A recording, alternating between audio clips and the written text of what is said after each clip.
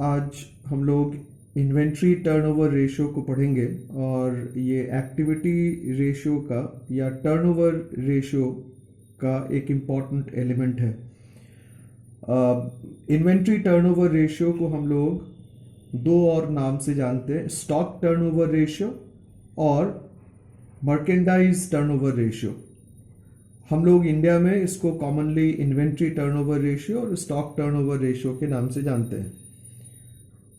अब ये inventory turnover ratio या शॉर्ट में इसको हम लोग एसटीआर भी कहते हैं, ये है क्या? This ratio shows the relationship between the cost of goods sold by the business over a given period in respect to the average stock kept by the business over a given period. अब एक साल के लिए अगर आप inventory turnover ratio को निकालते हैं तो उस एक साल के दौरान बिजनेस ने कितने कॉस्ट ऑफ गुड्स सोल्ड किया है या कितने का कॉस्ट ऑफ गुड्स सोल्ड हुआ, जब आप उसको देखते हैं in respect to the average stock, the annual average stock kept by the business, तो इस रेशियो को, इस रिलेशनशिप को हम लोग इन्वेंट्री टर्नओवर रेशियो कहते हैं। अब इन्वेंट्री टर्नओवर रेशियो जैसा आप यहां पे देख रहे होंगे कि फॉर्मूला इसका क्या है, STR is equal to cost of goods sold by average stock. अब कॉस्ट ऑफ गुड्स सोल्ड को शॉर्ट में हम लोग सीओजीएस कहते हैं, कॉस्ट ऑफ गुड्स सोल्ड। इसको आप कैसे निकालेंगे? आप दो तरीके से निकाल सकते हैं। पहला तरीका क्या है, ओपनिंग स्टॉक, इसमें से आप ऐड करेंगे नेट परचेजेस। नेट परचेज कहने का मतलब जो टोटल परचेज है उसमें से आप परचेज रिटर्न को माइनस करेंगे, प्लस जो भी डायरेक्ट एक्सपेंसेस होगा, जो भी ट्रेडिंग अकाउंट में लिखा जाने वाला एक्सपेंसेस होगा वो सब इसमें ऐड होगा, जैसे कैरेज, वेजेस, फ्यूल चार्जेस, ये सारी चीजें, या कैरेज वेजेस के अलावा या और कोई भी डायरेक्ट एक्सपेंसेस, उसको आप नेट परचेजेस में और ओपनिंग स्टॉक में जोड़ेंगे। इन सब के जोड़ में से आपको माइनस क्या करना पड़ेगा कि साल के अंत में जो क्लोजिंग स्टॉक है आपके पास, stock at the end of the year, उसको जब आप माइनस कर देंगे तो आपके पास कॉस्ट ऑफ गुड्स सोल्ड आएगा। जो दूसरा फॉर्मूला है कॉस्ट ऑफ गुड्स सोल्ड निकालने का, that is net sales minus gross profit. Net sales आप कैसे निकालते हैं? जिस तरीके से हम लोगों ने नेट परचेज निकालने के लिए टोटल परचेजेस में से परचेज रिटर्न को माइनस किया था, ठीक उसी तरीके से नेट सेल्स को निकालने के लिए टोटल सेल्स में से सेल्स रिटर्न को माइनस करेंगे। अब हम लोग एवरेज स्टॉक किस तरीके से निकालेंगे? एवरेज स्टॉक निकालने का जो फॉर्मूला है वो फॉर्मूला है ओपनिंग स्टॉक या stock at the beginning of the year plus stock at the end of the year, also known as closing stock. इन दोनों को जोड़ेंगे और दो से डिवाइड करेंगे तो हमारा एवरेज स्टॉक आएगा। अब यहां पर स्टूडेंट्स हम लोगों को यह समझना इंपॉर्टेंट है कि आखिर ये जो हम लोग रेशियो निकालते हैं, इस रेशियो का सिग्निफिकेंस क्या है, ये क्या शो करता है? दिस रेशियो शोज कि बिजनेस के पास जो स्टॉक है उसको हम लोग कितनी एफिशिएंटली यूज करते हैं। एफिशिएंटली यूज करने का मतलब क्या हुआ कि how many times the stock gets rotated. अब स्टॉक गेट्स रोटेटेड का मतलब क्या कि हम लोगों ने स्टॉक को कितनी बार सेल्स में कन्वर्ट किया। जितना ज्यादा स्टॉक को हम सेल्स में कन्वर्ट करेंगे, आपके पास स्टॉक टर्नओवर रेशियो उतना हाई होगा, और जितने कम बार आप उस स्टॉक को सेल्स में कन्वर्ट कर पाएंगे, आपका स्टॉक टर्नओवर रेशियो उतना कम होगा। अब आपके पास स्टॉक टर्नओवर रेशियो में दो सिनेरियो बनता है, एक हायर स्टॉक टर्नओवर रेशियो और एक लोअर स्टॉक टर्नओवर रेशियो। तो हायर स्टॉक टर्नओवर रेशियो का मतलब क्या हुआ, ये क्या शो करेगा? ये इस चीज को दर्शाता है कि बिजनेस के पास जो स्टॉक है, बिजनेस उसको बड़ी आसानी से मार्केट में बेच पा रहा है, बहुत आसानी से उसका गुड्स मार्केट में एक्सेप्ट किया जा रहा है। अब इसका इंप्लीकेशंस क्या होगा, इसका प्रभाव क्या होगा? इसका प्रभाव यह होगा कि बिजनेसेस को बहुत लंबे समय तक अपने पास स्टॉक को रखने की जरूरत नहीं है। होल्डिंग पीरियड उसका कम हो गया। होल्डिंग पीरियड कम हो गया मतलब जब वो गुड्स जल्दी जल्दी बिकना शुरू होगा तो बिजनेस कम प्रॉफिट मार्जिन्स पे भी उसको बेचने में सक्षम हो पाएंगे बगैर अपने प्रॉफिटेबिलिटी को इफेक्ट किए हुए। तो ये बिजनेस की एफिशिएंसी को दर्शाता है। वहीं इसके विपरीत अगर हमारे पास स्टॉक टर्नओवर रेशियो थोड़ा कम है, लो स्टॉक टर्नओवर रेशियो है, तो लो स्टॉक टर्नओवर रेशियो बहुत सारे प्रॉब्लम्स को आमंत्रित करता है। क्या क्या प्रॉब्लम? कि बिजनेस का स्टॉक निकल नहीं रहा है, बिजनेस के पास होल्डिंग पीरियड ज्यादा है, उसका स्टोरेज कॉस्ट बढ़ जाएगा जिसको हम लोग कैरिंग कॉस्ट कहते हैं। अब स्टॉक चूंकि करंट एसेट का पार्ट फॉर्म करता है इसलिए उसको हम लोग वर्किंग कैपिटल के तौर पे भी हम लोग ये अज्यूम कर लेते हैं कि मेरा फंड वहां पे ब्लॉक हो गया क्योंकि वो रोटेट नहीं हो पा रहा। हो सकता है स्पॉइलेज का चांसेस हो।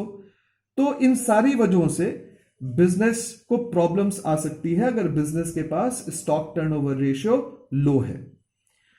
अब इसका इस्तेमाल कहां पर होता है या किस तरीके से हम लोग इसको यूज में लेके आते हैं? स्टॉक टर्नओवर रेशियो को बिजनेसेस आपस में कंपैरिजन, आपस में इन्वेंट्री मैनेजमेंट से रिलेटेड जो पॉलिसीज है उससे कंपैरिजन करने में भी इस्तेमाल में लेकर आती हैं। जिस कंपनी का स्टॉक टर्नओवर रेशियो ज्यादा होगा उस कंपनी में मैनेजमेंट रिलेटेड जो डिसीजंस होंगे and management decisions in respect of inventory वो ज्यादा बेहतर होगा। हम लोग स्टॉक टर्नओवर रेशियो का इस्तेमाल अपने खुद के परफॉर्मेंस से भी के लिए भी उसको हम लोग करते हैं। फॉर एग्जाम्पल हम लोग स्टॉक टर्नओवर रेशियो को करंट ईयर के प्रीवियस ईयर से कंपेयर कर सकते हैं या प्रीवियस ईयर के प्रीवियस ईयर से कंपेयर कर सकते हैं और यह पता लगाते हैं कि भाई बिजनेस की एफिशिएंसी क्या है। स्टूडेंट्स, हम लोग स्टॉक टर्नओवर रेशियो को एक एग्जाम्पल से समझते हैं और पहले मैं यहां पे फॉर्मूला लिख लूं स्टॉक टर्नओवर रेशियो का। STR is equal to cost of goods sold COGS divided by average stock.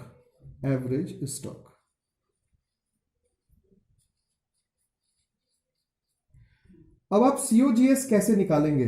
Cost of goods sold formula हम लोगों ने पढ़ा, ओपनिंग स्टॉक में परचेजेस ऐड करना है, डायरेक्ट एक्सपेंसेस ऐड करना है और माइनस क्या करना है इन सब में? Closing stock. तो हमारे पास इस क्वेश्चन में इंफॉर्मेशन क्या क्या है? Stock as on 1st April 2017। तो stock as at 1st April 2017 means it is the opening stock. How much is it? It is 20,000। Stock as on 31st March 2018 यानी कि क्लोजिंग स्टॉक, तो इसका value दिया गया 10,000 रुपए। परचेजेस हमारे पास कितना है? 50,000 का हमने परचेज किया। यहां पे कोई परचेज रिटर्न से रिलेटेड इंफॉर्मेशन नहीं है तो इसलिए हम लोग इसको नेट परचेज ही मानेंगे। कैरेज इनवर्ड आप देखिए 5,000 रुपए लिखा गया है और सेल्स 1 लाख रुपए का है। अब हम लोगों को क्या करना है? स्टॉक टर्नओवर रेशियो निकालना है। सबसे पहले COGS निकालेंगे। तो फॉर्मूला क्या है? Opening stock. तो ओपनिंग स्टॉक है 20,000। इसमें आपको ऐड करना पड़ेगा purchases is 50,000 plus direct expenses. Carriage को हम लोग डायरेक्ट एक्सपेंसेस की कैटेगरी में रखते हैं, ये 5,000 और इसके अतिरिक्त कुछ एक्सपेंस नहीं दिया गया है। अब इन सब में से हम लोगों को क्लोजिंग स्टॉक माइनस करना पड़ेगा जिसका वैल्यू है 10,000 रुपीज। तो it comes to 75,000 minus 10,000 is equal to 65,000। तो आपका कॉस्ट ऑफ गुड्स सोल्ड 65,000 रुपए निकला। अब आप एवरेज स्टॉक कैसे निकालेंगे? एवरेज स्टॉक निकालने का formula opening stock plus closing stock divided by 2। तो ओपनिंग स्टॉक मेरे पास 20,000 है, क्लोजिंग स्टॉक 10,000 है, तो 20 और 10 30। 30,000 divided by 2 is equal to 15,000 का हमारे पास एवरेज स्टॉक आया। तो ये दो information, cost of good sold 65,000, average stock 15,000। अब इससे जब आप STR निकालेंगे तो STR is equal to 65,000 divided by 15,000, 3 zeros cancel हो गया। अगर आप इसको 5 से करेंगे ऊपर नीचे डिवाइड, तो 13/3, तो ये 4.33 टाइम्स आएगा। इसका मतलब क्या हुआ कि बिजनेस ने अपने पास जो एनुअल एवरेज स्टॉक है उसको सेल्स में कन्वर्ट तो किया, लेकिन कितनी बार उसने कन्वर्ट किया? 4.33 टाइम्स। ये इस चीज को रिप्रेजेंट करता है कि बिजनेस अपने स्टॉक को कितनी एफिशिएंटली यूज करता है। स्टूडेंट्स, ये बहुत एक इंपॉर्टेंट रेशियो था और ये हर तरीके के एग्जामिनेशंस पे और हर लेवल पे इसका यूज होता है। होपफुली आपके मॉड्यूल में ये इन्वेंट्री टर्नओवर रेशियो होगा और इससे रिलेटेड जो क्वेश्चंस होंगे उसको आप बनाएं। मैं भी अभी आपको असाइनमेंट इसके साथ भेज रहा हूँ, इस वीडियो के साथ आपके व्हाट्सएप ग्रुप पे। होपफुली आप उसको बनाएंगे और अगर कोई क्वेरी होगी तो हम लोग उसको सॉल्व करेंगे। Thank you.